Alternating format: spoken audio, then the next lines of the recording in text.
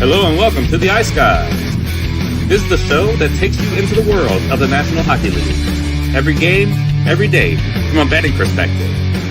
With pro sports handicappers, Ian Cameron, Alex B. Smith, and various guests from the world of hockey and sports betting. And now, here's your host, Ian Cameron.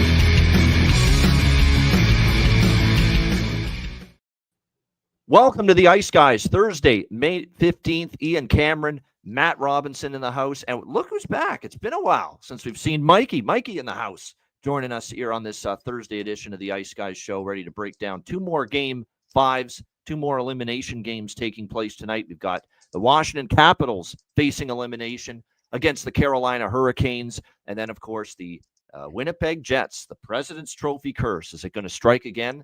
Is yet another President's Trophy winner facing elimination as the Winnipeg Jets take on the Dallas Stars in the second game tonight. And by the way, first, before we get into the two games last night, a thanks and a shout out to our guy, Perlo, for hosting the impromptu bonus Patreon exclusive live betcast last night. I actually did tune in to portions of it. I was gone for a good part of the night, but I did tune in a couple of times. I had to be somewhat aware of what was going on because, I was trying to let the people in on the betcast when they entered. So that was good. It ended up working out well. Hope everyone had a good time. Hope it all went well. It looked like Perlo did a nice job. We thank him for doing it. And he was the one that put the request out there that he said, hey, let's do a betcast tonight. I'm willing to host if you're not around. And I said, well, okay, sure, go for it. So good to have that betcast. Hope you all enjoyed it last night and with Perlo. And thanks again to all our Patreon members for being part of it and being Patreon members for just $10 per month. Last night, you know what? Actually, we will we'll begin obviously with Florida, Toronto, of course, and we all saw what happened. It was just a complete and utter debacle, start to finish. Outworked, outplayed, out-hustled.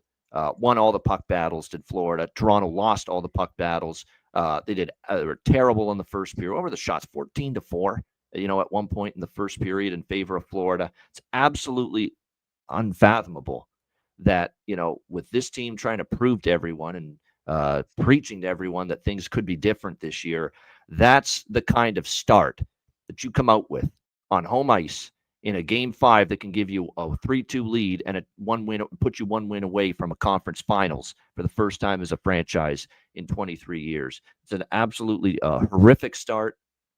And again, it was a collective core 4, whatever you want to call this horrendous group of top players for the Toronto Maple Leafs that in the biggest moments seemed to shrink, whatever you want to call them. Again, the collective was nowhere to be found.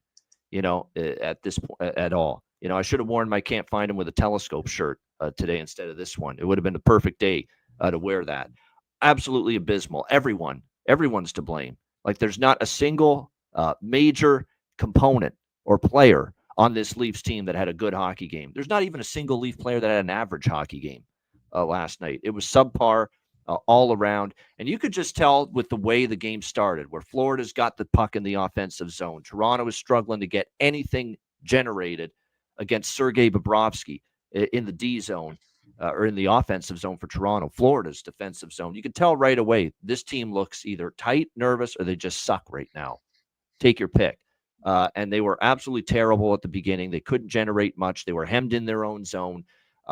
Trouble clearing the puck out. And then the first goal becomes the first of many mistakes and issues that the top players of the Toronto Maple Leafs had, where Austin Matthews has the puck along the boards. He loses a puck battle. He turns it over. 2 seconds later, it goes back to the point, and Ekblad rips it home. 1-0 Florida. And your captain is the one that turned it over and wasn't hard enough on the puck and lost another puck battle. That's the tone that was set by the Toronto Maple Leafs last night with that 1-0 goal. And then, of course, it only got worse from there. They had a power play opportunity late in the first period, and I think Mikey, Matt Robinson, and yours truly could have generated a little bit more on that power play than the Leafs did. That's how bad it was. They couldn't get anything mustered.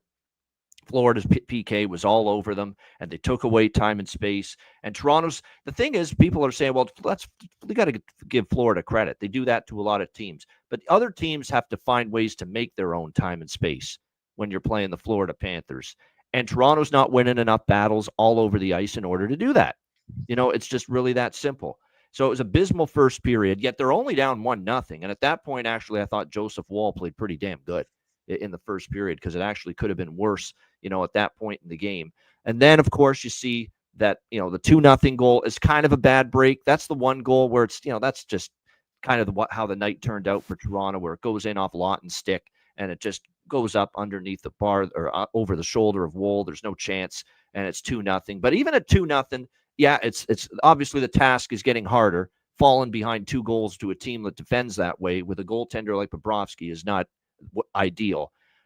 But at 2-0, there's at least a chance if you can get the next goal. And we all know what happened after that. We've seen it for 9 years. We've seen it for 10 years, that there is this moment in time when in a Stanley Cup playoffs, Mitch Marner decides to treat a Stanley Cup playoff game like a fucking skills competition, like an all-star game. That's what he treated it like in that moment.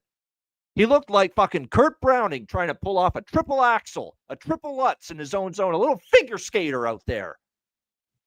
And he does a little pirouette move, a little spinorama, blind backhand pass to nobody in particular in the center ice area except a Florida Panther. And then to make matters worse, for that dog shit turnover, he has a double dog shit effort to back check and get back and stop Boquist from putting it in the back of your net and making it 3-0. Horseshit effort. Horseshit. And there is absolutely no way that can be defended. There's no defense. No sticking up for him for something like that. None. Zero. He's made a bunch of these careless, reckless, I couldn't give 2 craps about the team mistakes and turnovers with the puck. That could have been the worst of all. Are you kidding? You're down 2-0. The team's got nothing going. The building's dead. It's the most piss on cotton, as Alex B. Smith likes to say. That's what you could have heard at Scotiabank last night. And that's the kind of play you make? Really? A spinorama, backhand, no look. Dude, didn't even look what he was doing. Didn't even look to see that Florida was lined up across the neutral zone to pick that thing off. Didn't even look. Maybe he didn't care. Maybe he doesn't care about the team. Maybe he doesn't when you see something like that. Maybe he said, you know what? We'll just do this thing here. We'll just freelance here, and then we'll pick it up out of the back of our net. We were going on 10 years and counting, not doing a goddamn thing in the playoffs. What's another year? Awful stuff. And at that point, the game was finished. Done. Who the hell believed Toronto was coming back at that point in the game when that turnover happened? And it was just absolutely abysmal stuff from Mitch. I can't believe we're still talking about this guy doing shit like that in a Stanley Cup playoff game. It's a game 5. It's a chance to take a series lead. There's no explanation for it. It's the moment that game was over, done, finished for the home team, for the Toronto Maple Leafs, and they were done after that. It got worse. 4-0, and by the end of the second period, it was done. Like I said, 3-0, it was done. Another mistake, by the way, on that 4-0 goal. Tanev, of all people. Tanev, the guy that was brought in to shore up the D, and I don't fault him. He plays his ass off every night. They're a better team with him on the blue line, but even he got caught up in the fucking nonsense that his teammates were going through because he turned it over, which led to the Mikkola goal. And that 4th goal is one Woll's got to have. It was not a good goal for him to give up, but how the hell can you blame the goaltender when there's a million fucking things you can and people you can blame besides the goaltender on a night like that? So 4-0 for Florida, and you knew it was over. And credit to the crowd that left. I'd get the hell out of there too. Beat the traffic. What, we're going to watch this nonsense for another 20 minutes? Watch the same movie that I've been seeing for 9 or 10 years with this team in a big spot on home ice in the Stanley Cup playoffs? Not a chance I'd stick around for that. I'd bolt and I'd get the fuck out of there too. So I don't fault anyone for getting out of there quickly like that. Quick getaway. I'm all for it. Don't know if I'm crazy about the throwing of the jerseys on the ice, but we did see that a couple of times in the third period. I'm on the fence with that. I don't think you're a true fan doing that. I know you're pissed. I know you're angry, but we've been here before, throwing the jerseys on the ice, lighting them on fire. We've seen fans do that in the past for the Leafs as well when they get bounced from the playoffs. We've been down this road millions of times. Alex is not throwing his jersey on the ice when the Blackhawks suck or lighting it on fire. Matty Robinson's not taking his Dallas Stars jersey and throwing it in the trash when they're having a tough season or a tough playoff series and lighting it on fire. Let's have a little, not belief, because this team doesn't really give you much to believe in, but let's not go to that route when we're pissed at our hockey team. That's all I'm saying. That's just a little bit nonsense to do that. Show your disapproval in another way. Leave the building early. That's a good way to do it. Boo your asses off, the people that did that. I applaud that. But throwing the jersey, that's clown shit. That's clown act stuff. For someone that claims to be a true fan of a team. That's the way I see it. We've talked about this a million times. It seems like every year with the Leafs in the playoffs, we're talking about that, burning jerseys and throwing jerseys on the ice. Every year, every goddamn year. And this has become an annual tradition on the Ice Guys show. Beat the living shit out of the Leafs after another playoff flop. And that was yet another last night. And poor Joe Wall, it was a mercy pull at 5-0. And then to make matters worse, Sam Bennett, who took out Anthony Stolarz early in the series, or at least was partially part of the reason why he's not playing right now. He gets the 6th goal, 6-0. But another thing that kind of ticked me off, and I'm not saying this would have made a difference in the game, and clearly it wouldn't have. You're still going to lose, and you're going to lose decisively. Start a fight. Drop the gloves with someone. Like let's get a little physical and emotion into this game at the end. But didn't even see much of that. There were opportunities. There were a couple of scrums in that third period, but nobody was really willing to take the bull by the horns and say, fight to just try to galvanize, get some kind of bloody intensity and emotion and fire in this goddamn team going into a must-win Game 6 down in Florida on Friday night. It's just listless. No emotion, no passion. You can't play this game without emotion and passion. And unfortunately, Florida beat them in all those categories. Intensity, Florida beat them. Passion, Florida beat them. Emotion, Florida beat them. Beat them in all three. And then not to mention all the blunders and miscues with the puck and losing every single puck battle, every board battle. Every time there was a 50-50 puck on that ice last night, who was winning it? It's a Florida Panther player. That's right. It's a Panther player winning it. So that's another Leaf dud. And another Leaf dud at home. I find their worst playoff performances seem to come at home, believe it or not. How many times have we seen this on home ice over these years, that they're worst of these playoff dumpster fires for the Toronto Maple Leafs with this core group have come on home ice, and yet they have another. Now, I will say this. Before we bury Toronto, and who the hell in their right mind has great confidence they're coming back and winning this series, I'll throw out a little olive branch of hope, something you can fucking cling to if you're a Leaf fan and you still somehow believe that you can win this series. I'll rewind to Game 6 of the 2019 Stanley Cup Final. St. Louis, Boston. St. Louis, in their building in Game 6, got absolutely destroyed by the Boston Bruins. Got crushed in that game. And I can guarantee you there was not a single soul that thought St. Louis going to Game 7 at TD Garden in that series had any shot in that series. They had their chance to win the cup on home ice in Game 6 in 2019. They blew it, and they got crushed, and Boston looked so much the better team. Nobody had thought St. Louis had any hope going on the road winning a Game 7 at Boston. And wouldn't you fucking know it? What happens in Game 7? Now, Boston did everything but score in the opening period. Binnington was incredible. And then, of course, Pietrangelo ends up getting them on the board with an early goal. And somehow, in a period where, look, Boston did come out strong. The Blues didn't play great, but somehow the Blues are up 2-0, and the rest is history. They got confidence from that. They played a great defensive game. Binnington was just unreal in that game, and a game that nobody saw the Blues winning. Game 7 on the road, 2019, they won. And they won the cup. And guess who the coach was of that team? Oh, yeah, Craig Berube, the current head coach of this Toronto Maple Leafs team. So he has had experience somehow lifting a team that probably was down in the dumps felt there was we blew our chance to win the series, and somehow he rallied them for a Game 7 at TD Garden, June of 2019, and they somehow got it done. Berube's done this before. Here's the difference, though. He did it with a different core of players. Can he get this done? Can he summon this kind of resolve from this sorry-ass core group that we have been watching now for 10 years just urinate all over themselves in the Stanley Cup playoffs? Can he do it with this group?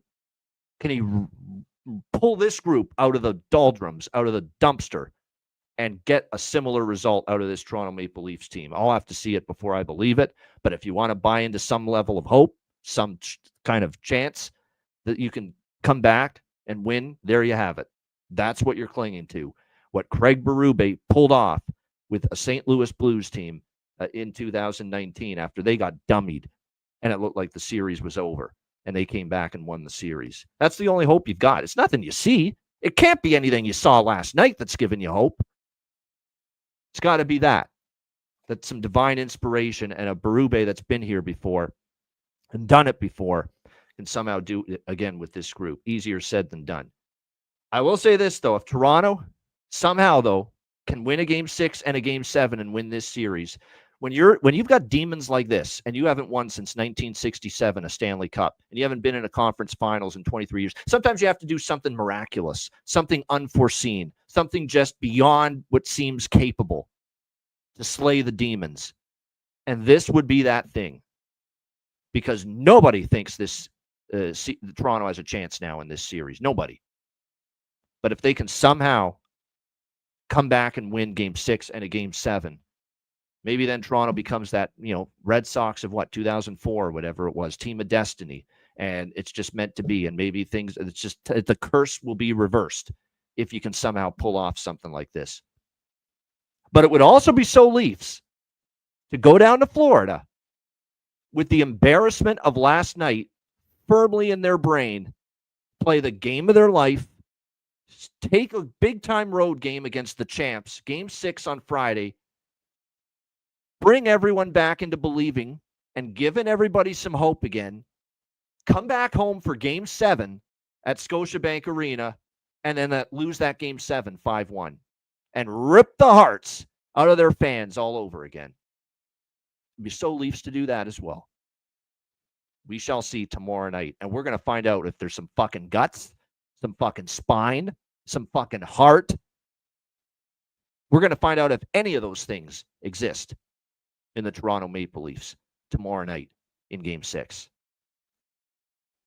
There's my piece.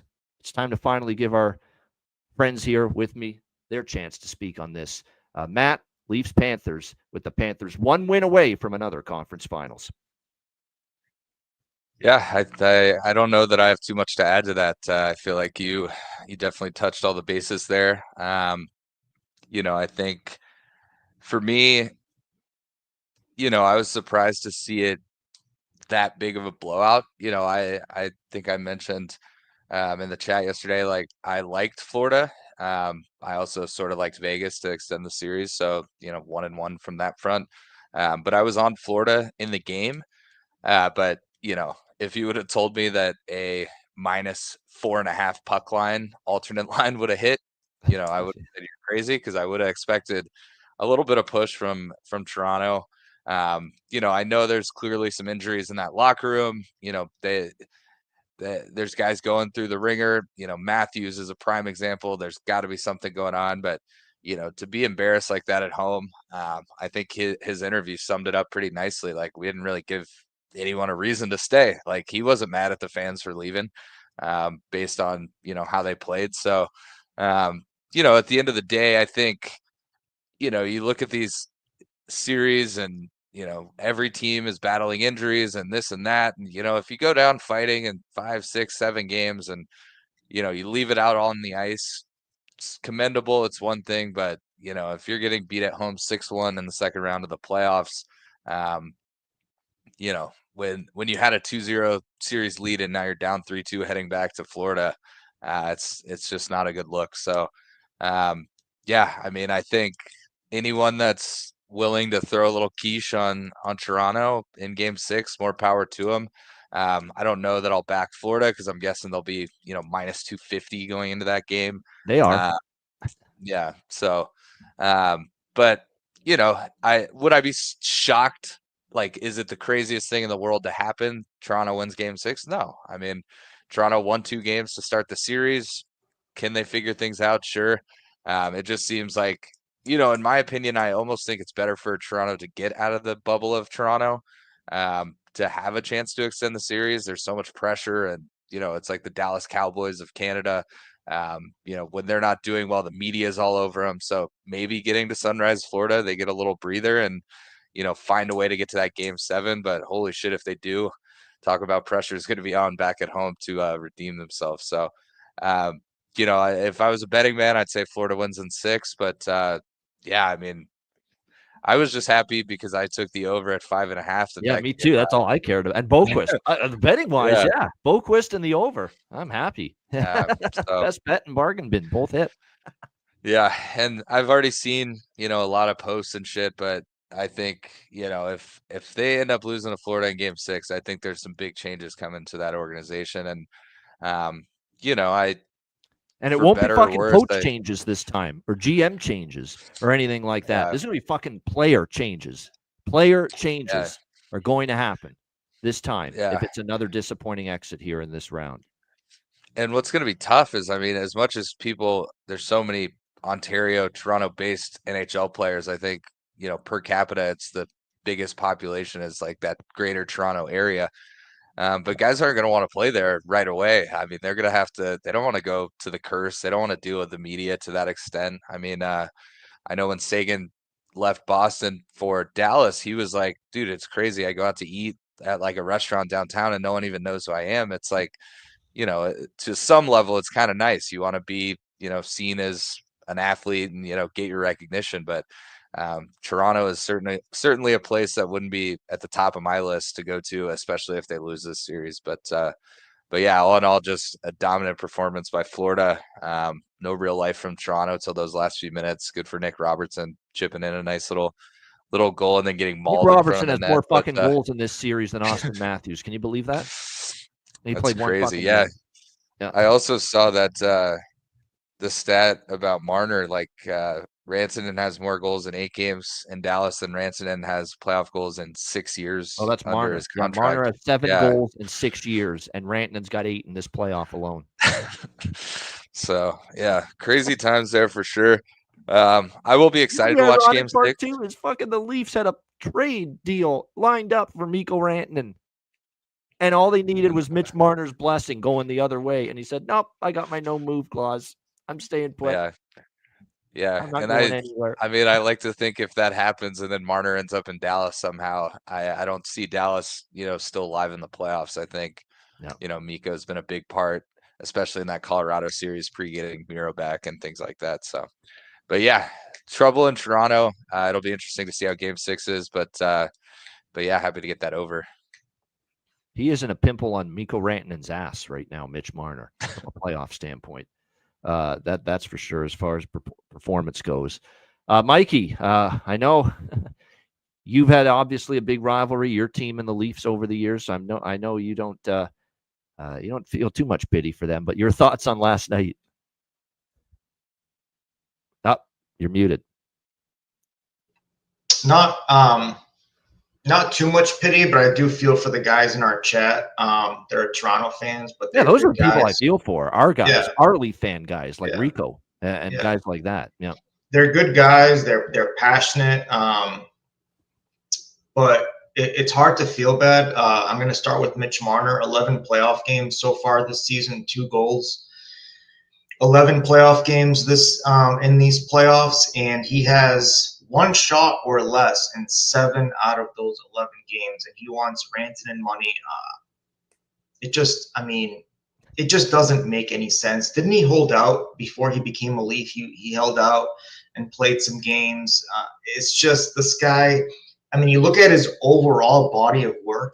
He's a phenomenal player, regular season phenomenal player, and he produces. His points aren't bad in the playoffs. But he does these Harlem Globetrotter razzle dazzle tricks, like like you're taking your kids to watch Disney on Ice. That's something you want to see on Disney on Ice. You're not seeing it in a game 6 with your lives on the line. It's just, and he practices that pregame. You'll see him on the ice doing the razzle dazzle stuff, and it's just figure skating, like I said. Figure skating. Yeah.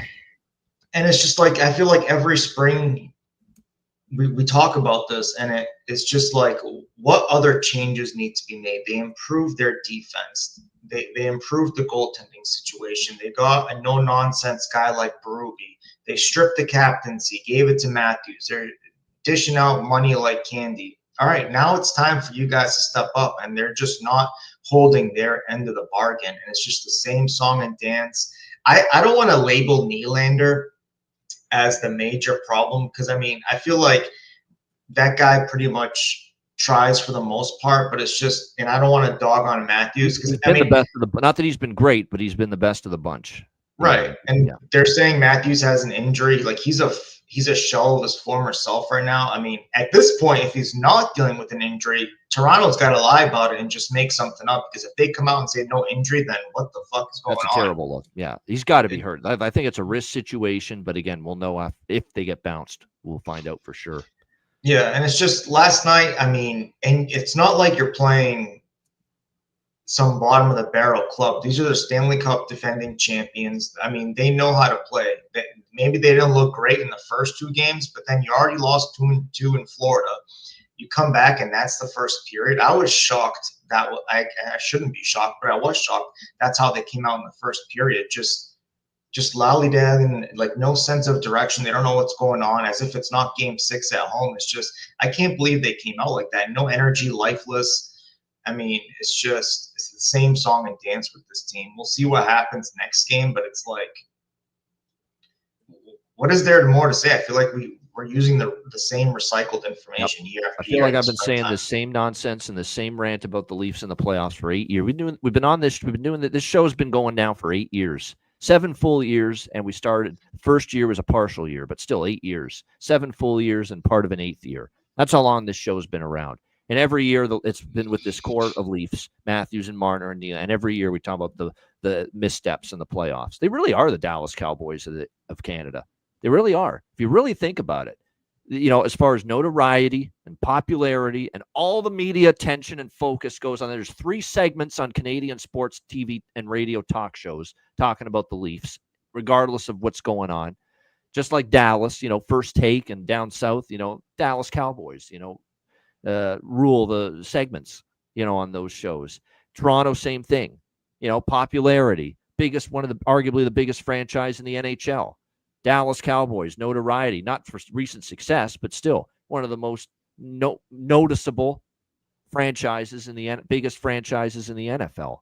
And yet, what do both the Cowboys and the Leafs have in common? Well, the Cowboys for the last about the same time too, 30 years for the Cowboys, but almost that same amount of time for the Leafs. No fucking playoff success. None. Both of them. And watching them in game 1 and game 2 at home, especially game 1 with how they started in the first period, and watching yesterday's first period, I felt like it just switched the jerseys. Like, what team am I watching? Like, just complete night and day from game 1 against Florida to yesterday. What happened? Yeah, no doubt. That's it. Yeah, we can only bury the Leafs for so long. We must move on. The show must go on. Let's talk about something positive for a Canadian NHL team. What the Edmonton Oilers did last night. Wow, that was a great game. I don't want to hear this. Oh, it was 0-0. It was a boring game. No, that was a very entertaining hockey game. There were chances galore throughout that game. It was played with great intensity. The whole series was played with great intensity. There was definitely a lot of bad blood with the Golden Knights and the Oilers. And at the end of the day, I think this Edmonton team, you got to give them a hell of a lot of credit. They are back, folks. They are back and ready to be back in the Stanley Cup final, in my opinion, and maybe, threaten to win it this time. And they're playing with that. We were so gutted last year, falling just short against the Florida Panthers in Game 7 of the Stanley Cup final. There's a undeniable hunger with this Oilers team right now. They want it so badly, to get back there and maybe win it this time around. And what they've been able to do after being down 2-0 against LA in the first round, win 4 straight in that series, nearly sweep Vegas. Let's not forget. They came very close to sweeping the Vegas Golden Knights, if not for Riley Smith's last goal off the late goal with 0.4 seconds left in Game 3 that went off the stick of Leon Draisaitl. It was just, and they got better as the series gone on. I can't say enough. I even have to give John Klingberg, you know what? Great job, man. And I'm happy for him. He's gotten through so many injuries, and I can't believe how well he's played defensively. That's the part of his game that's always been a problem in the past. I think Paul Coffey's worked with him, and Paul Coffey's impact on this blue line playing better. Where are the mistakes from Nurse and Bouchard that we saw so much of in the first few games against LA? We haven't seen it. Nurse and Bouchard have their confidence back, on the blue line. Kulak, solid defender. Look at the way that Stetcher's come in and played since he got replaced. And Chris Knobloch's pushed all the right buttons. He's made all the right lineup changes. Look at the way Kasperi Kapanen's played. Unbelievable that he gets the overtime winner. They just put him in the lineup for his first playoff game in Game 4 in Edmonton. He played great in that game. He was hitting everything in sight.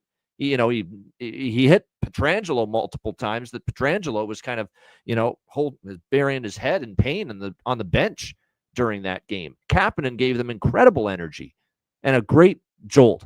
As far as getting in on the forecheck and just working hard and playing hard. That's what Kapanen gave them. And at the end of the day, they wore Vegas down. And to me, Vegas, first of all, Mark Stone was not healthy and, of course, didn't play last night. Jack Eichel was a ghost in this series. Absolutely abysmal series. It wouldn't shock me if probably he's injured, but still, it's kind of like with Matthews for Toronto. You still need more from him. He's your guy. He's one of the guys you count on. Dorofeyev couldn't be found in that series. I mean, the best players in that series was that Carlson line, Carlson and Riley Smith. I thought those guys played pretty well. They didn't get anything much from the top two lines, Vegas. And at the end of the day, Skinner should have worn the Skinner shirt today too. What can you say? The guy is now 5-1 in closeout games in the Stanley Cup playoffs, 9-something 40 save percentage, incredible numbers. He's now 12-1 in Game 4 through 7 of a Stanley Cup playoff series the last 2 years combined. It's hard to explain it because he's been as bad in Game 1 through 3, and yet in Game 4 through 7, he's 12-1. 12-1 in the last two playoffs, Stu Skinner, in Game 4 through 7. And the only loss was Stanley Cup Final Game 7 last year against Florida, in a game where it's not his fault. They lose 2-1. He can't score for them. They just didn't give him enough offense. So the Skinner story is amazing. He was the forgotten man. He was not good in the first two games. They go to Cal Pickard. They only probably go back to Skinner because Pickard got injured. And then now Skinner's got his game back. Maybe because it was a Game 4 and a Game 5. Perhaps that's it as to why he got his game back, Stuart Skinner. But yeah, that 12-1 is bonkers the last 2 years for him in Game 4 through 7. Kasperi Kapanen, well-earned overtime winner, considering how hard he played the last two games. And a lot of soul-searching for Vegas. Look, their core of players is closing in on 30 years old or over 30 years old. There's going to have to be some kind of change here for Kelly McCrimmon and the staff. I don't think you can wheel back the similar roster and expect them to be much better. I'll be serious, especially when the West is only going to get tougher. Dallas is not going anywhere. Edmonton's going to be good again. Some of these other teams, St. Louis is on the rise, maybe again next year to be good. Look at some of these teams that missed the playoffs. I'm telling you right now, with Joe Quenneville at the helm, Anaheim's going to have a chance to make the playoffs next year. I'm not kidding. They're going to have a chance to make the playoffs. Hurdle didn't do anything. Absolutely, Willie. He deserves to be thrown into that, can't find him with a telescope category. Hurdle did absolutely jack shit in that series. Nothing for the Vegas Golden Knights. So, yeah, it was just a collective where the big guys didn't show up for Vegas as well as they needed to. And Edmonton has found their game after the beginning of the LA. They look done. That's the amazing part. They look finished, Edmonton, after Game 1 and 2. And they were down in the third period of Game 3 against LA. And you go from that to where they are now. And they've convinced me they can be a Stanley Cup final team again, and they can win it. And after last night, too, I'll throw this out there. Would it shock anybody if we're here on this show in 3-4 weeks from now, and we're talking about an Edmonton, Florida rematch in the Stanley Cup final? It certainly wouldn't shock me anymore. The possibility is there. And this Edmonton team, man, they're dangerous because it's tough to beat a team that's got a collective will and a collective spirit as powerful as theirs is right now after the gut wrench and the heartbreak and just the absolute it was a dismal feeling for them to lose that game 7 last year in Florida, coming back from 3-0 down and forcing game. It feels like, and remember what Florida did. They got to the Cup final, lost to Vegas. They came back the next year, won the Cup. Don't put it past Edmonton to do that. The will with this team right now is off the charts, and we're seeing it on full display. And I'll tell you what, if it's Edmonton-Dallas in the Western Conference Final, buckle up, boys and girls. What a fucking series that could be. But again, we've got work to do, at least for the Dallas side of that equation, before we get there. Matt, I know you're not thrilled about hearing these permutations of an Edmonton-Florida rematch, but the floor is yours on last night's Edmonton victory in overtime to end the series against Vegas.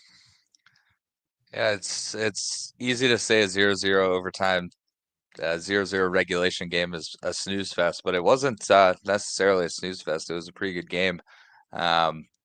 Obviously Vegas kind of hung around, gave themselves a chance to extend the series, but in the end, Edmonton prevailed. So I thought it was interesting, the media questions to McDavid asking about how they can shut teams down or, talking about their defensive capabilities more or less. And he's like, we just fucking went to overtime on the road 0-0. Like, I wouldn't be questioning our, ability to shut teams down. You can't question it right now. I'll tell you that. Yeah, not after these last 2 games.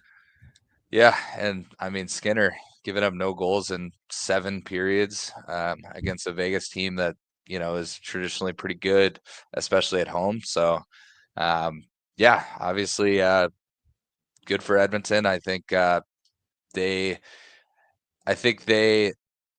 know that they needed some rest. I know they've got guys coming back from injuries. They've clearly got some guys, bumped with bumps and bruises on that team. It wasn't a dainty series by any stretch. There were some big hits. There were some big scruffs after the play, things like that. So, but yeah, overall, I mean, obviously Vegas was able to get one of their unsung heroes Edmonton was able to get one of their unsung heroes to score against Vegas late into overtime. So, good for them. And I'm sure they'll enjoy some time off. I'm sure they're hoping Winnipeg at least extends this series against Dallas so that they get some added time off. But obviously, as a Stars fan, I hope that's not the case.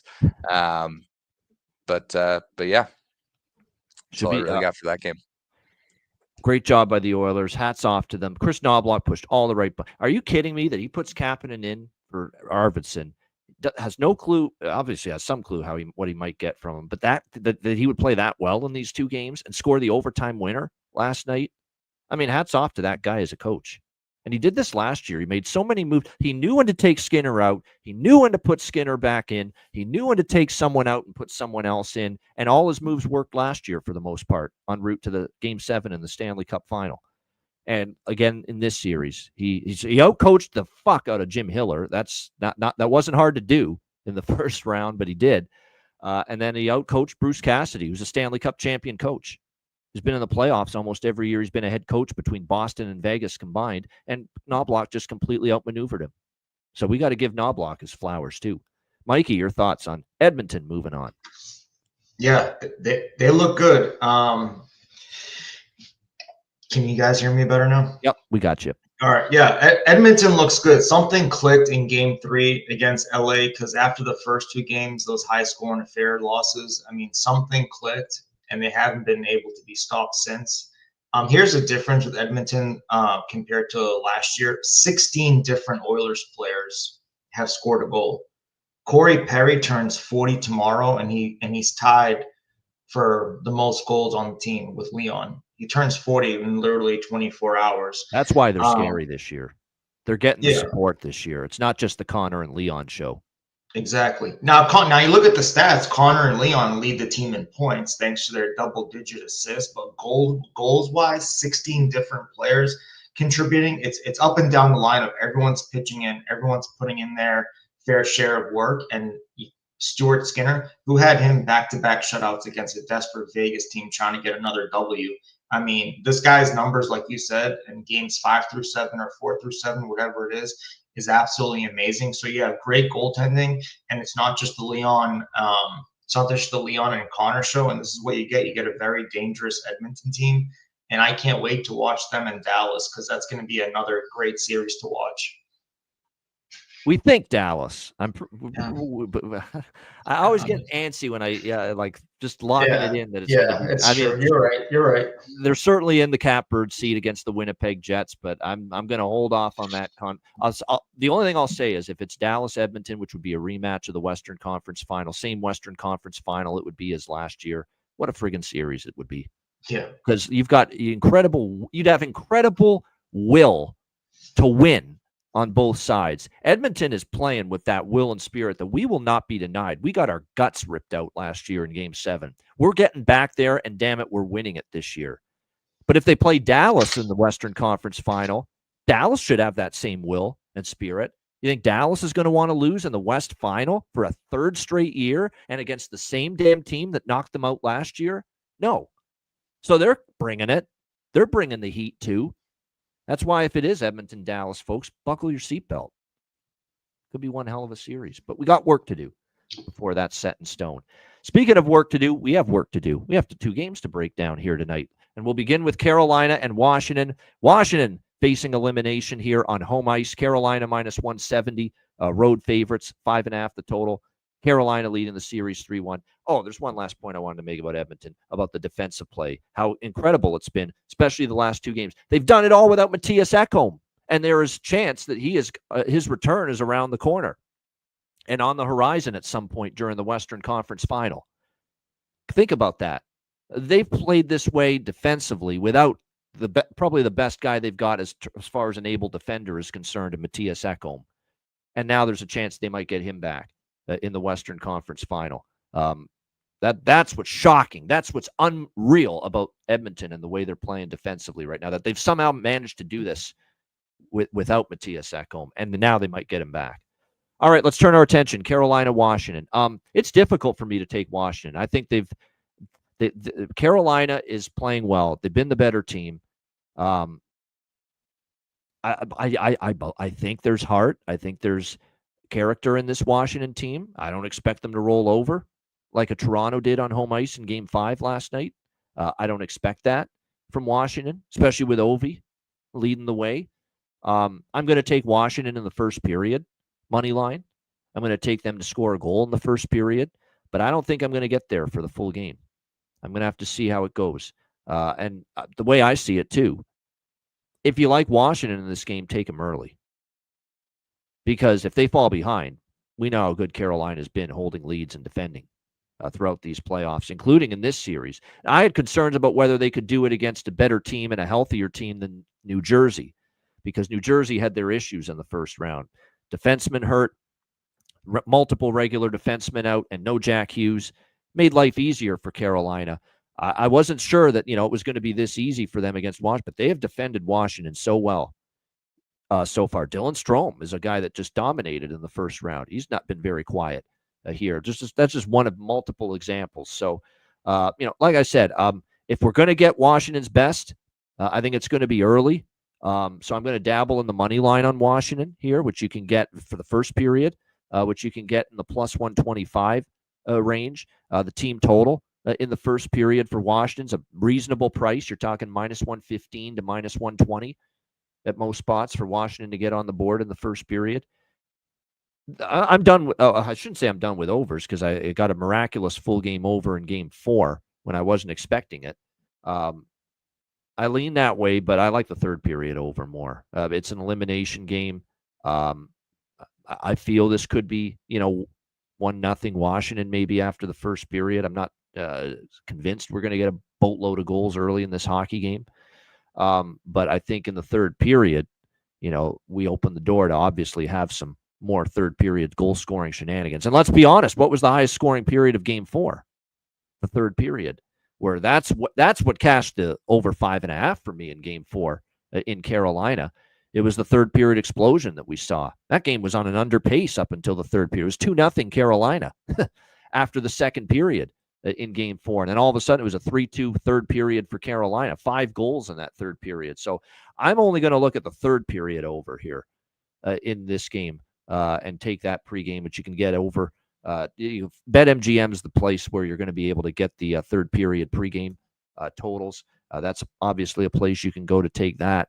I'm certainly not interested in the first period or anything like that. And yeah, Washington's had issues scoring early in this series. But this is now backs against the wall, right? This is elimination. This is your season's over if you lose this game tonight. Like, if you're not going to bring your best first period to the table, to the ice tonight for Washington, what are you saving it for? There's nothing to save it for. You know you've got to get a lead on this team. They've been absolutely difficult, nails on a chalkboard to play against when they've been leading in this series. You've got to have the fast start. You got to get the opening goal. It's really that simple. So I will take a shot that Washington can get on the board in the first period and lead after the first period. And like I said, the third period over is 2 at even money pregame at BetMGM. I'll get in on that as well. And then we'll probably do some things in game depending on how it's going. Matt, what do you think here? Game 5, Carolina, Washington. For sure. So I'm also on that Washington scoring in the first. Just that, not the money line, because I wouldn't be shocked if we had a 1-1 first. I do think Washington's going to come out with a little different jam, knowing that this could be the end of their season. And with that same perspective, Carolina is going to also want to score early and shut down sort of that, like, weather the storm a little bit. So I could see a 1-1 first period. Maybe Washington scores, Carolina scores late, something like that. But that'll probably be my only plays on this game. It's been sort of a weird series. We've stayed under the total except the last game. You're being kind. Weird as in it stunk. Let's be honest. It's stunk. It's been a snore fest. Let's be real. Come on.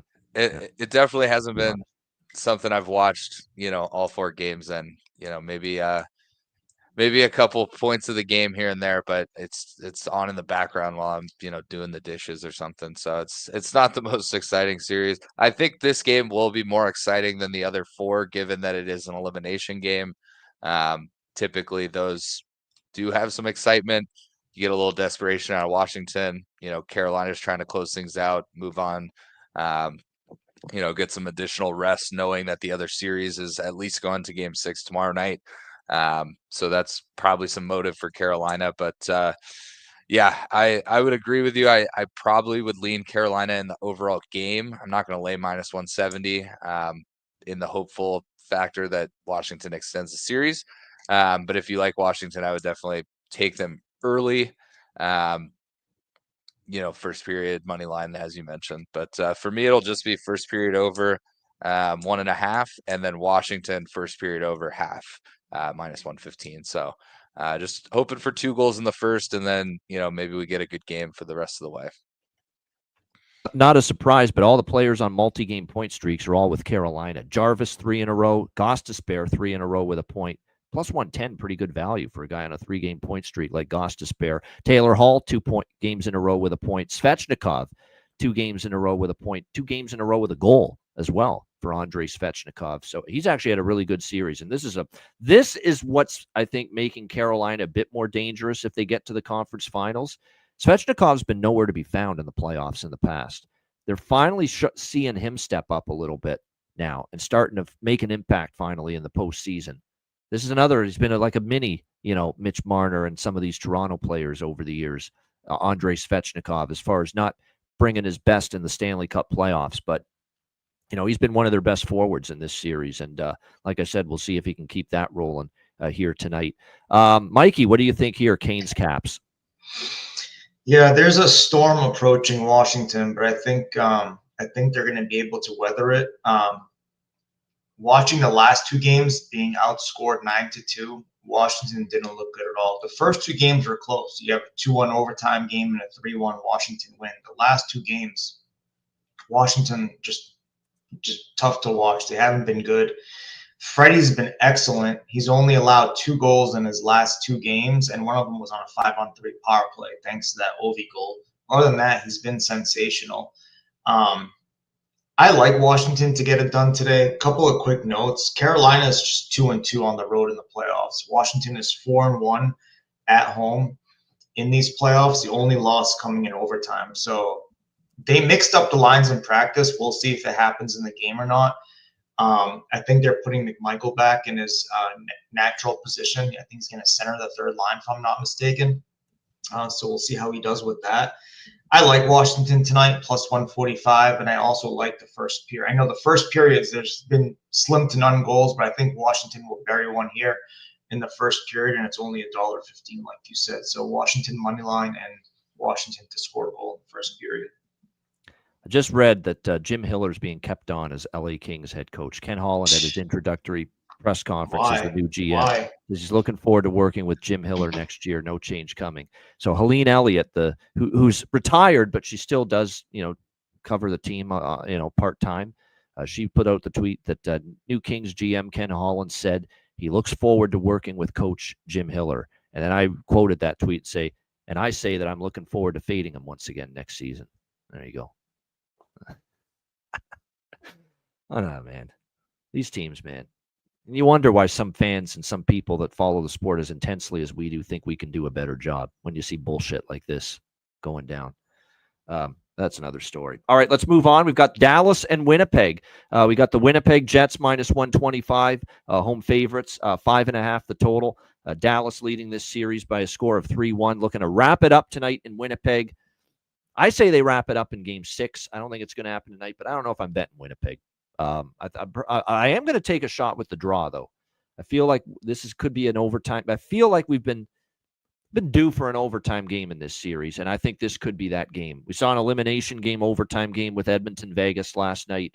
I think there's a real possibility we can get that tonight. I expect a tight game. I expect a close game. Winnipeg's got character this year. Well, I can't say that about last year or 2 years ago. They didn't really show much character or pushback, but I think at home they're going to show some of that. Now, I don't trust them worth a fucking Tinker's Dam on the road.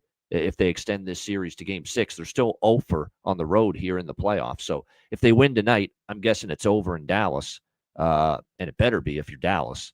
You got to end it in Game 6 if you don't win tonight. But like I said, I respect Winnipeg enough not to bet against them with their backs against the wall facing elimination. But at the same point in time, and I remember listening to Jimmy Murphy and Pierre Maguire yesterday on the eye test, and Pierre was on a heater talking about Granlund and how everyone looked over him and past him, and how he was. People haven't figured out or asked around as to why he was not very good at all in Pittsburgh, and he's been good everywhere else he's played. And then he also made a good point, Pierre, on that show with Jimmy, that Dallas with this 3-1 series lead. Can you think of Dallas playing their absolute best game in the first 4 games of this series? Can you think of it? I think there's room for improvement for Dallas, quite honestly.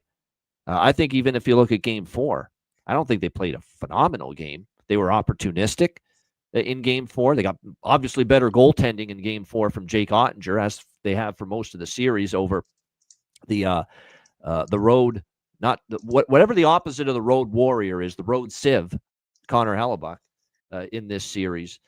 They've gotten the better goaltending, and they've clearly been more, and they've had a better power play. Winnipeg's power play has done nothing here in this series. Special teams war they've won. But I think Dallas could play a better game than we've seen in a lot of these games. Like, they played okay in Game 1, but even Game 1 where they hung on, that was all Winnipeg in the third period, and it was a Jake Ottinger clinic. Game 2 obviously was not good. Winnipeg played a good game. That was probably Dallas's worst game. Game 3, I thought Dallas played pretty well. But even then, I didn't think it was their tip-top game, their absolute best of the best game that the Dallas Stars are capable of playing. And I definitely don't think they played their absolute best game in Game 4, even though they won that game 3-1 the other night. So that's the problem for Winnipeg. You're down 3-1 in the series when you can make a good argument Dallas hasn't played a truly awesome game, amazing game, dominant game yet so far in this series. And that's the concern I would have going into tonight. I don't think Mark Scheifele's healthy. I've said that already. I think he's doing the best he can, but he's got something going on, and you can tell it's impacting him in a negative fashion right now for the Winnipeg Jets. They need some other guys to step up for them right now. I mean, Cole Perfetti's kind of been quiet again the last few games after it looked like he was getting rolling at the end of the St. Louis series with that magical Game 7 performance. But they need some of those guys to step up for them. Period. That's really all there is to it. I don't know what to feel about this total. I mean, I'm not loving the over. I'm not betting the under because I'm not much of an under guy, but I'm very hesitant on the over here because this is where Alabuck, at least in this year's playoffs and playoffs past, if he's going to play well and finally have a great game, it's going to be at home. We do remember that both game 1 and game 2 in Winnipeg, both of those games stayed under the total. It was 3-2 Dallas in game 1, and obviously Winnipeg got the shutout in game 2.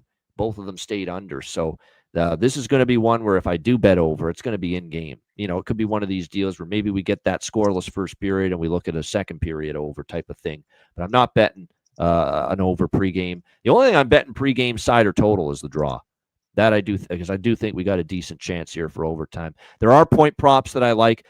I know he's working his way back, and he only had 15 minutes in his return, Miro Heiskanen, in game 4. But you think gradually he's going to get more and more ice time. He's plus 120 to get a point, and he's had a point in 6 straight games, going back to the regular season, the last time we saw him. So 6 straight games with a point, that would be the 5 regular season games he played before his injury. And then, of course, game 3 or game 4 the other night where he got a point on one of the Dallas goals. So plus 120 for Miro to get a point seems like you just got to bet it at that price. Regardless of the concern of what kind of ice time he gets tonight in this game. Josh Morrissey's on a 3-game point streak, and he's like minus 105, close to even money to get a point. The best defenseman for the Jets going into this game.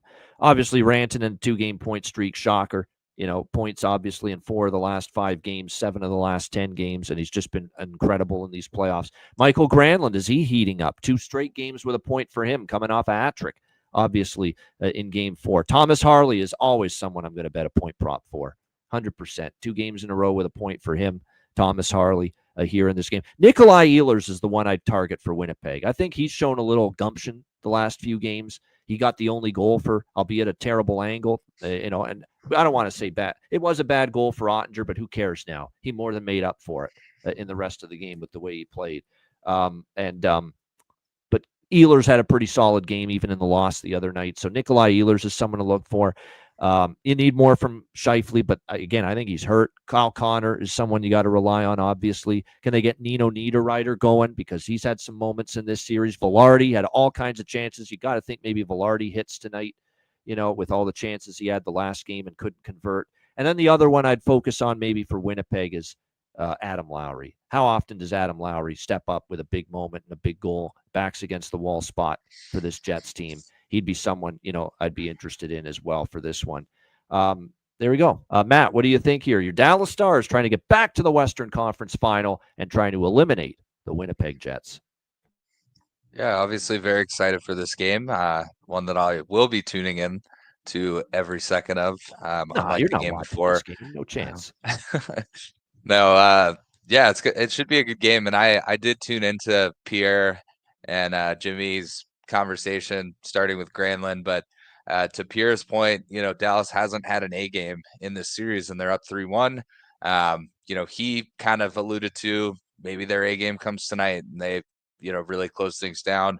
I listened to the ticket this morning, guys like Ottinger, Duchesne, their interview clips were built in there. They know last year they had a chance to close things out at home in game 5 against Colorado. They ended up having to go back and play game 6. And maybe that had a little bit to do with some of the fatigue you saw in that Edmonton Western Conference final against Dallas, for Dallas, that added game in the altitude.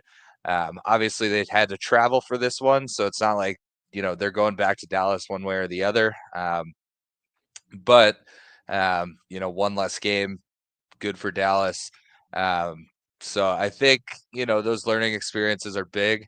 I'm not a big follow the trends guy. I think Dallas is like 4-5 in game 5s in their franchise history, when up 3-1 in a series. So they're about 500, just under 500. One thing that is interesting, and again, this doesn't have me running to bet Dallas or hammer Dallas or anything like that, is the last 2 times Winnipeg's been eliminated from the playoffs, last year to Colorado, the year prior to Vegas. They lost game 5 at home in both of those elimination spots. So It's not, to say they're going to lose tonight. Dallas is a lock to win or anything of that nature, but it is interesting that Winnipeg's lost 2 straight or been eliminated from the playoffs in a Game 5 at home, down 3-1 in a series.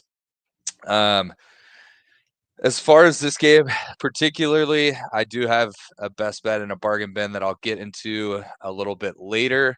I'm going to keep it relatively simple. I do like the Miro anytime point prop. I had it on Tuesday night and it was able to hit. I did see that Pete DeBoer confirmed same lineup, so we're going to have 11-7 again, which is good for Mikko Rantanen props. You'll see some extra shifts out of him or guys like Wyatt Johnston.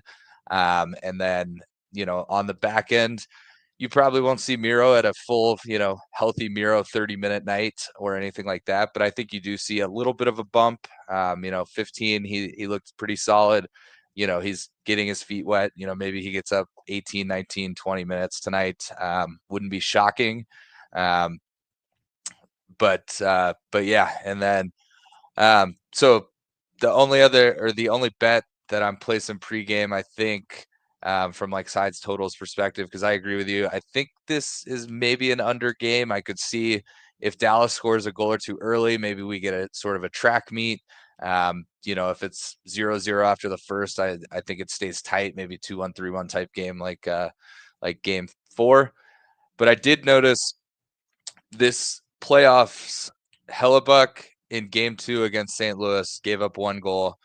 Game 2 against Dallas gave up 0 goals. Those were his, best games of the playoffs so far. And while he did beat St. Louis in the other 3 home games, he gave up 3 goals in each of those. And then Game 1 against Dallas, he gave up 3 goals. So I love Dallas team total over 2.5. I think Helly played a great game in Game 2, but I think Dallas, to give themselves a good shot to win, they need to get to that 3-goal mark. Obviously, if Jake Ottinger plays the way he has been, 3 may be enough to do it. But I think, Dallas is a team you saw in Game 4. If you're going to shut Mikko down, which Winnipeg did a good job in Game 4 doing, they have last chance. They can get better matchups. Michael Granlund's capable of scoring a hat trick in the playoffs. Wyatt Johnston's been great in elimination games. He kind of gets that Joe Pavelski vibe where he can come up clutch in Game 7s, elimination type games, things of that nature. Do we get a wake up of the Sagan Duchesne Marchman line? Maybe they chip in with a goal or two. So, Dallas Robertson, hasn't really gotten going. He finally got a point last game. Obviously, he's only played a few games in this series, but he got going. So maybe he, chips in, scores a goal, maybe on the power play, maybe full strength. So there's clearly enough guys in that locker room. Thomas Harley, maybe Miro scores a goal to get to that 3 mark. So Dallas team total over 2.5 is something I'm going to look at. But yeah, as far as this game, don't have a heavy lean either way. I think if Dallas scores first, I think Dallas, locks it in and closes out the series. I think if Winnipeg scores first, we've seen in this playoffs, Dallas is never out of it. But I think it's going to be a tougher road for them playing from behind against a good structured team like Winnipeg. I think if they score first, Hellebuck's got the demons. Winnipeg starts trying to, do a lot, make stuff happen, and that can create mistakes. And Dallas is a pretty opportunistic team when you're playing kind of shuffled. So, I'm excited to watch the game. Because Edmonton closed it out last night, I would love to see Dallas close it out, so they stay kind of in line and don't give Edmonton too much time to heal up and get guys back. So. Yeah, you always wonder about stuff like that when you start to see other teams closing out their series in the other series taking place. Does that give you more urgency to finish the deal? When Dallas sees Edmonton finish it out off last night against Vegas, does that mean, well, you know what? We don't want these guys getting all the rest. Let's finish things tonight if we can against Winnipeg.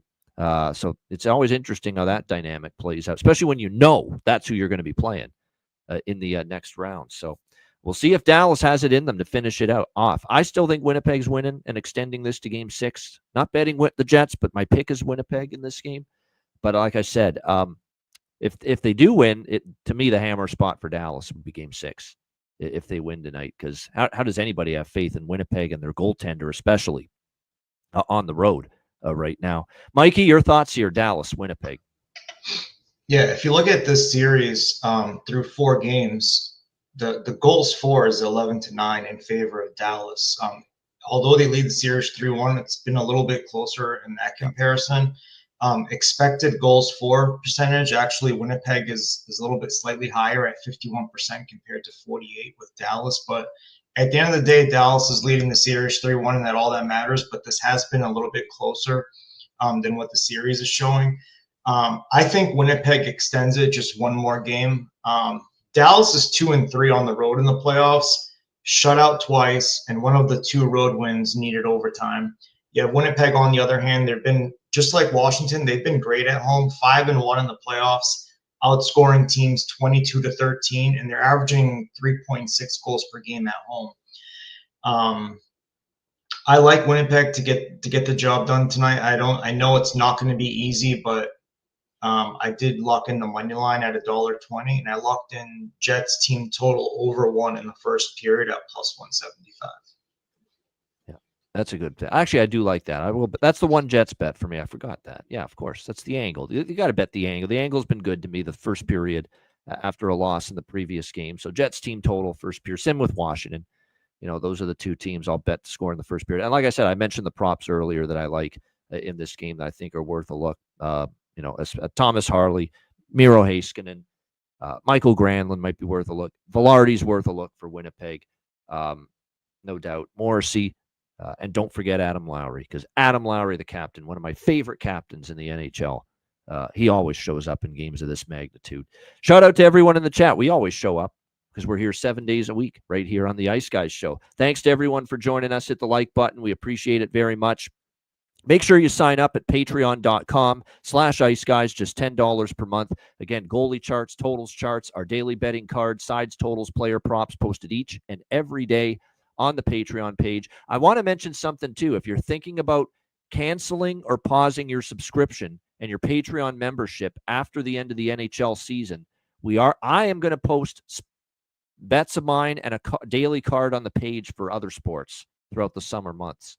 So you're going to see, CFL, and CFL is a big component of my summer handicapping and betting. We do well with the CFL every year. Canadian Football League season starts in a month, less than a month. Looking forward to that. Baseball, we'll have some of that as well. Those would be the main 2. UFC, maybe a little bit, which I dabble in. Anything I bet in the summer months, we'll put up a card on the Patreon page.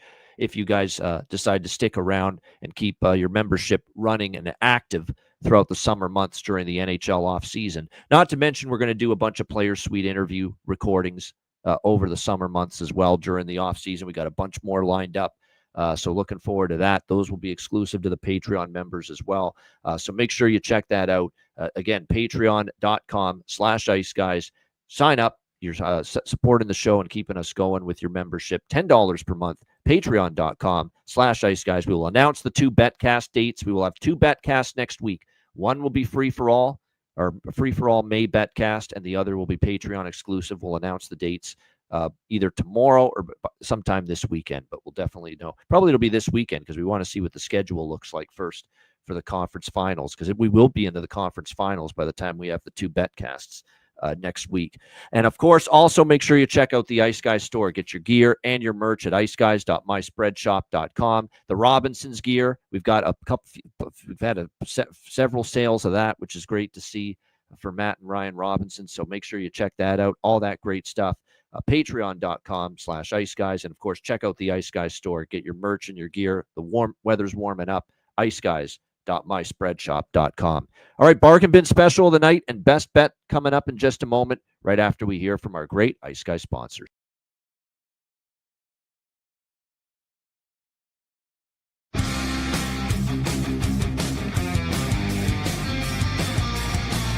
Support for the Ice Guys podcast is provided by Boston Hemp Incorporated, Tailgaters Social, and a big thank you to all that subscribe to the Ice Guys Patreon page.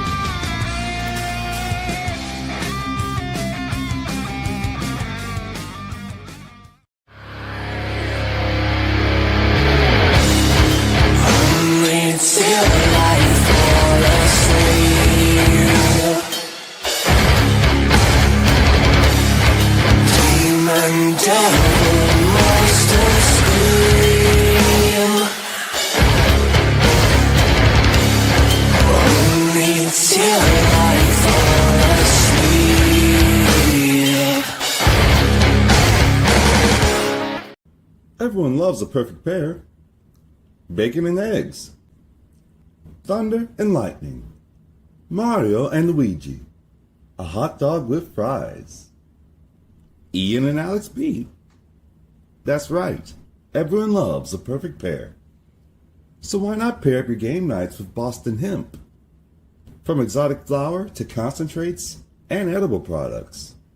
You'd be hard-pressed to find a better pairing than Boston Hemp and hockey. Check them out today at bostonhempinc.com. That's bostonhempinc.com. Boston Hemp Incorporated, the official smoke sponsor of the Ice Guys. Void where prohibited by law. Not available outside of the United States. Must be 21 or over to obtain products. Check your local regulations to see if Boston Hemp is available in your area. Hey, Alex, have you checked out the latest with the great trading platform Kalshi? Yes, I have. It's been fantastic. This is one of the first and only federally regulated prediction markets in the U.S. And if you're looking for odds for all kinds of different things, not just what we're talking about, the markets in the Stanley Cup, the NBA Finals, you can trade crypto. You can look for trades within the markets involving entertainment, politics. There's all kinds of different markets you can look for. And you can use the odds over at Kalshi. Time of year to get involved with Kalshi. Certainly if you're a sports fan, Stanley Cup playoffs, NBA playoffs, baseball now underway, with all the different markets to create winning trades. Make sure you're checking out all that Kalshi has to offer. Absolutely. And if you're trading with Kalshi, use the link kalshi.com/iceguys. You trade $100 or more, they will send you $10 back. So it's fantastic to use, like I said, any kind of markets beyond sports. We're talking entertainment, politics, crypto, basically anything you want. So make sure you sign up, kalshi.com/iceguys. Note that it's live on Robinhood and available in all 50 states, making it the first legal place to trade on these kind of events nationwide. Check it out, kalshi.com/iceguys.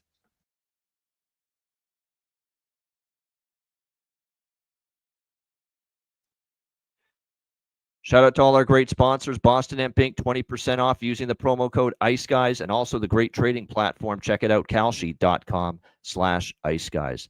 All right, bargain bin special of the night. But before we get to that, we got a bit of a surprise for you here. Look who has joined us here for the final part of our show. Just in the nick of time, a certain internet phone has arrived at his doorstep. And because of that, he is able to be here for the tail end of this show. It is our guy. You know him. You love him. The one and only, my co-founder and colleague of this show, Alex P. Smith. He is back. What's up? Hey, guys. Yeah, so the internet phone has not shown up, as a matter of fact. It's still granted somehow. So, yeah, that's a long thing. But anyway, I was able to get on with this phone. I don't know how much time I have. I know everything is all off angles and color-wise. You just have to fucking deal with it. One thing I do want to mention about the store, iceguys.myspreadshop.com. Today starts 5 days of 20% off all items at the store. So hit up the redeem button at the homepage, shop away, add everything to your cart. 20% will be available at checkout. Take advantage of these sales, man. And it's definitely, I noticed it.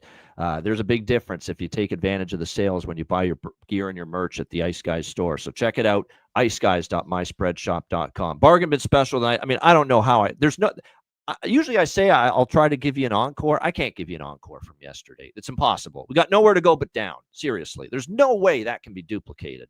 Jesper Boquist, plus 500, Florida. Kasperi Kapanen, an overtime series winner at plus 950 for a 2-0 bargain bin special of the night sweep last night. You can't script it. I'll do my best to try to follow that up, but it won't be easy. We'll start with Alex, though, on this bargain bin special. What do you like? Yeah, we're going to that Dallas and Winnipeg game, and I do like the Jets to get a win here. That's the way that I kind of had this one laid out from the very beginning, but I think one of the guys that will come in and get a goal there is Alex Iafallo. You can get him anytime goal scorer, plus 575 available at FanDuel. Except we've been seeing that balance and those depth scorers chipping in. We've seen Nino Niederreiter score. We've seen Lowry cash in. Let's hope Alex Iafallo can get on the board for the Winnipeg Jets tonight. That's my bargain bin special. There you go. He's Alex, I follow. That's like an old 60s song by like a female group. I will follow him. Or Peggy March did that song. That's one we're adding to the Ice Guys' greatest hits there. Well, we got one for Alex Iafallo. Alex Iafallo for the Winnipeg Jets for Alex B. Smith with his bargain bin special of the night. Matt, what do you got for bargain bin special? Yeah, so I'm gonna stick with the same game. I'm gonna go against the grain and take a Dallas bargain bin here. I sort of briefly mentioned him. He's a guy that, he's a young guy. He turned 22 yesterday.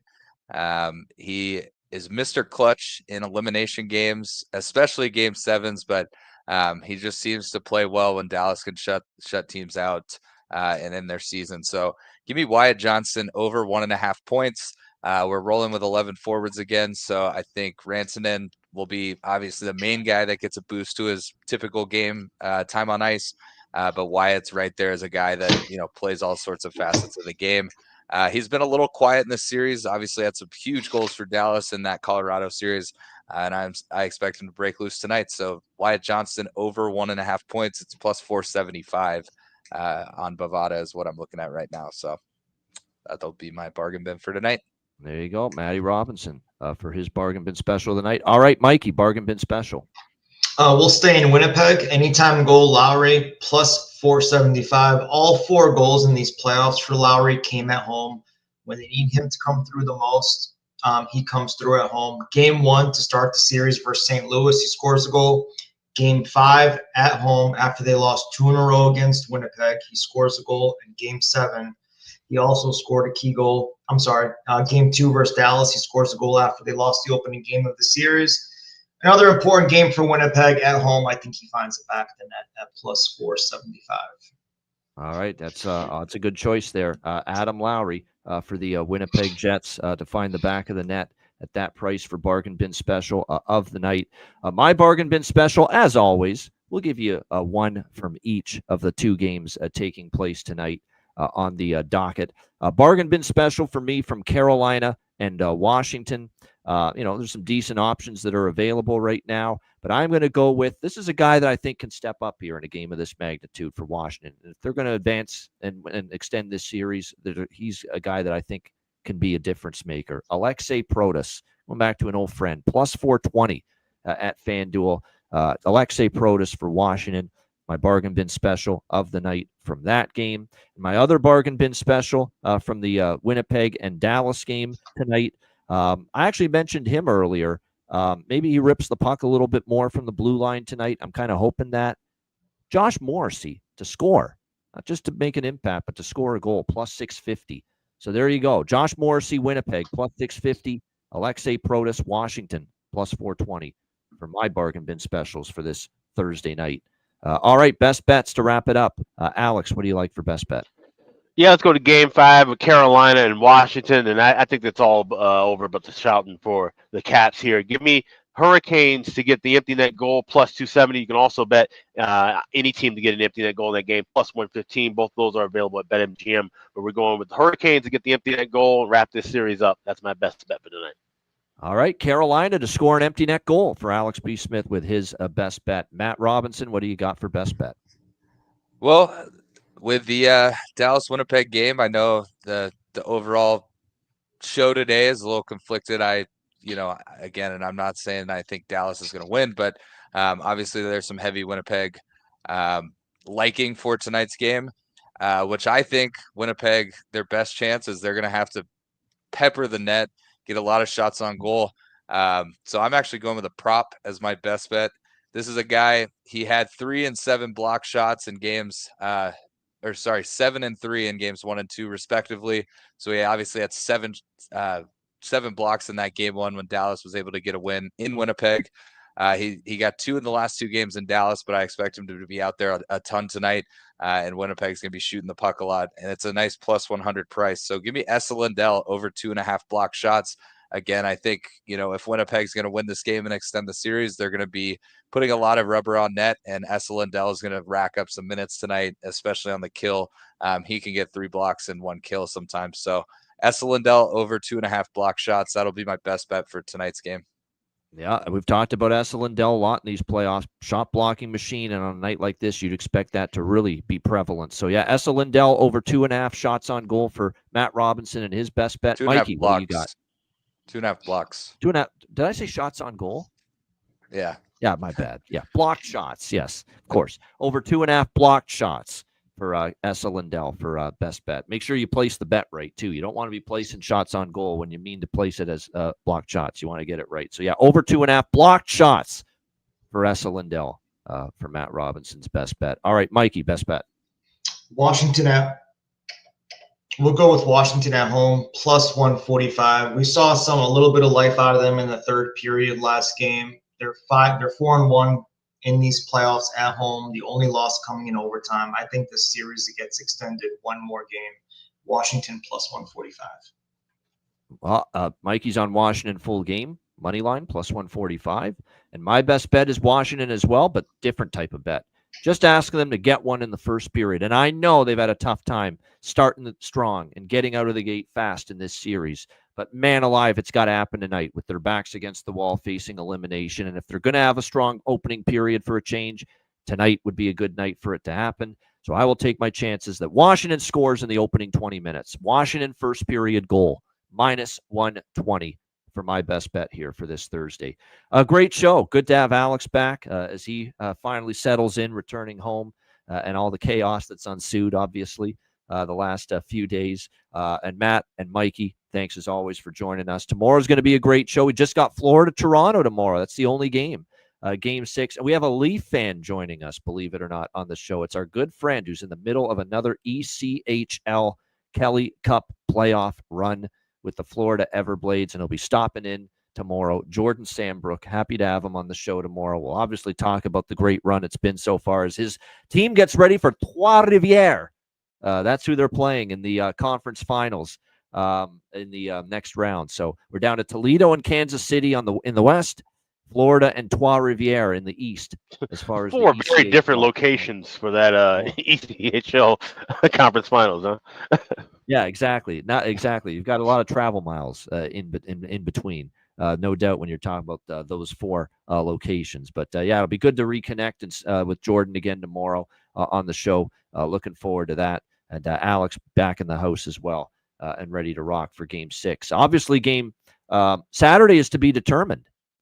Are we going to have games on Saturday? You know, it depends on what happens tonight in the two games. So we'll keep you posted. We'll have a betcast schedule probably by the end of the weekend, you know, depending on what the conference final schedule next week starts out as. So stay tuned. We'll have all of that announced at the appropriate time. But we thank, and again, one last time, let's give a round of applause and thanks to Perlo, man. Great job hosting the betcast last night.